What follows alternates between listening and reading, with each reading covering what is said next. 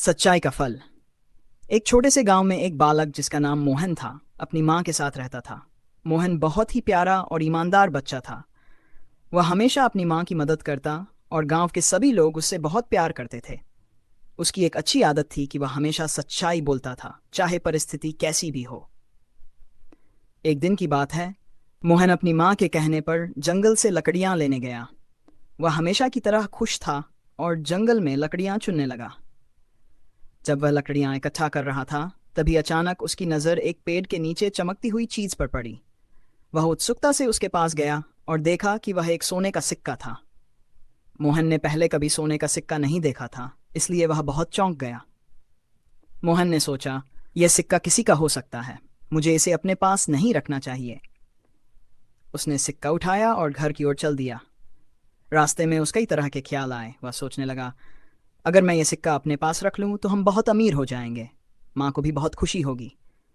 लेकिन फिर उसने खुद से कहा, नहीं, ये गलत होगा, यह सिक्का मेरा नहीं है। गांव में पहुंचकर मोहन ने सीधे गांव के मुखिया के घर जाने का निर्णय किया। वह मुखिया के पास पहुंचा और बोला, मुखिया जी, मुझे जंगल में यह सोने का सिक्का मिला है।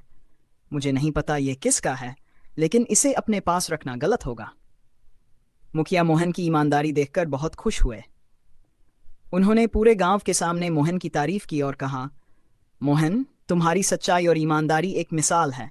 तुमने जो किया वह बहुत बड़ा काम है। कुछ दिनों बाद मुखिया को पता चला कि वह सिक्का एक व्यापारी का था, जो गलती से वहां गिर गया था।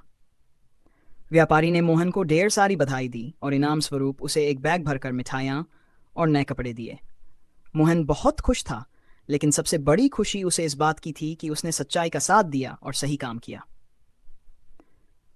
इस कहानी से हमें यह सीखने को मिलता है कि सच्चाई का फल हमेशा मीठा होता है।